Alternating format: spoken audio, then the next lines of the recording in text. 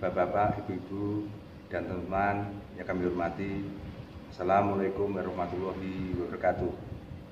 Pada pagi ini saya akan membuat video dengan judul hanya dengan Rp4.000 problem pH tanah rendah teratasi. Sebelum video kami mulai, kami mohon bantuan Bapak-bapak, ibu-ibu, dan teman-teman untuk like, share, dan subscribe. Dengan like, share, dan subscribe, kami lebih giat lagi membuat konten-konten atau video yang lebih kreatif, serta bapak-bapak, ibu-ibu, dan teman-teman selalu mengikuti video kreatif kami selanjutnya. Kalsium atau Ca merupakan unsur dari golongan 2A dalam sistem periodik, yakni logam alkali tanah, dan dikategorikan unsur makro sekunder. Kalsium memiliki manfaat, peran, dan fungsi yang sangat vital dalam siklus fisiologi tanaman, yakni sebagai penyusun dinding sel tanaman, pengatur sintesis protein atau gula, merangsang titik tumbuh pucuk baru, daun, dan akar, serta menghambat penuaan sel.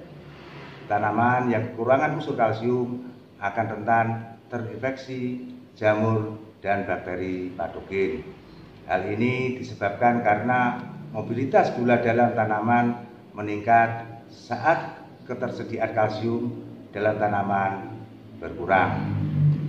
Oleh sebab itu, untuk memperkuat tanaman, aplikasi pupuk kalsium agar daun tanaman tidak mudah terinfeksi oleh jamur dan bakteri. Dengan ketersediaannya unsur kalsium pada tanaman, maka kinerja dan aktivitas yang dilakukan oleh patogen menjadi lebih terhambat, sehingga daun lebih kuat dan tidak mudah terserang penyakit akibat jamur seperti busuk daun dan lain-lain. Adapun cara membuat pupuk kalsium dengan mudah dan murah adalah sebagai berikut. Bapak, ibu-ibu, dan teman-teman yang kami hormati, untuk membuat pupuk kalsium dengan mudah dan murah, yaitu senilai Rp4.000, adalah sebagai berikut. Ilustrasi pembuatan pupuk kalsium mudah dan murah. Bagi bapak-bapak, ibu-ibu, pada akhir-akhir ini curah hujan tinggi, yaitu problem yang kita hadapi adalah pH tanah rendah. Pada pH tanah rendah, tanaman akan menunjukkan gejala kekurangan unsur hara dan gejala serangan penyakit. Untuk itu, peran kalsium sangatlah vital, yaitu cara membuatnya adalah sebagai berikut. Pertama, kita siapkan drum atau wadah yang muat kurang lebih 200 liter air, dan kita isi air sampai kurang lebih, jangan terlalu penuh, karena kalau terpenuh nanti setelah kita isi kapur tohor akan tumpah, sehingga kita kurangi sedikit lah. Setelah itu kita siapkan kapur tohor sebanyak 6 kilo. Kapur tohor adalah seperti ini, atau biasa orang tempat saya itu dulu di Jawa Tengah itu mengatakan gamping atau kapur CaO, yaitu kapur kalsium karbonat yang telah mengalami pembakaran kurang lebih 90 derajat sehingga punya seperti ini. Kapur tohor kita masukkan ke dalam drum yang berisi kurang lebih 200 liter air, itu sebanyak 66 kilo. Kita biarkan atau kita diamkan, yaitu 25 hari. Maksudnya apa?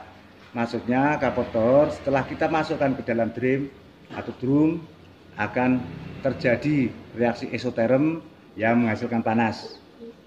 Nah, panas itu adalah kurang baik bagi tanaman, sehingga perlu kita diamkan kurang lebih 25 hari.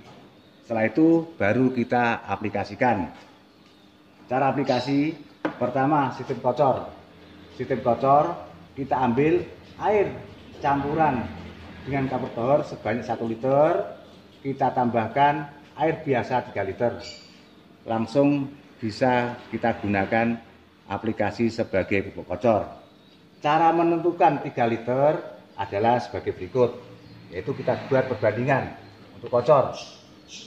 Untuk kocor, yaitu kapur tohor sebanyak 6 kilo. Kita bagi dengan volume air 200 liter, sehingga ketemu angka 30. Karena kita pakai kocor, sehingga konsentrasi yang kita pakai adalah 10 mili. Kita bagi 10 sehingga ketemunya 3. Berarti 1 liter air yang sudah tercampur sama kapur tohor, kita ambil 1 liter, kita tambahkan air biasa 3 liter, langsung bisa kita aplikasikan ke tanaman kita, baik untuk kocor bawang merah, baik untuk kocor cabai, baik untuk kocor tanaman tomat dan sebagainya. Yang kedua, untuk spray.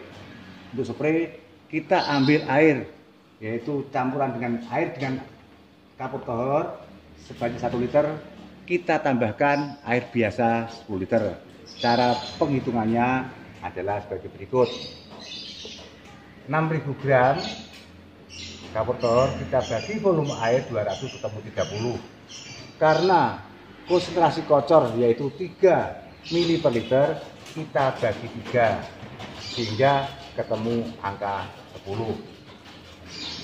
Angka 10 adalah angka tambahan untuk air biasa yang akan kita tambahkan dengan 1 liter air yang telah kita campur dengan kapur tohor.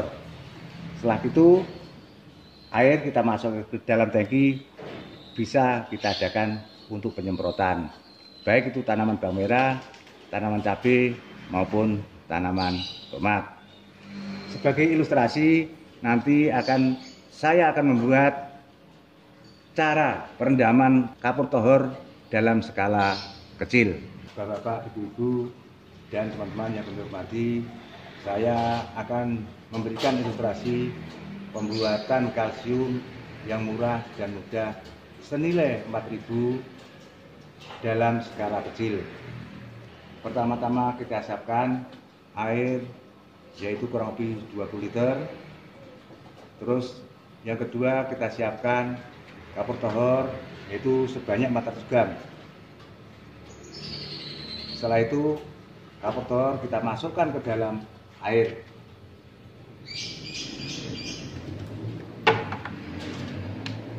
Bapak Ibu yang kami hormati, setelah kapur tohor kita masukkan ke dalam air, akan terjadi reaksi eksoterm. Reaksi tersebut akan menghasilkan panas dan kapur tohor akan pecah dan menyatu dengan air.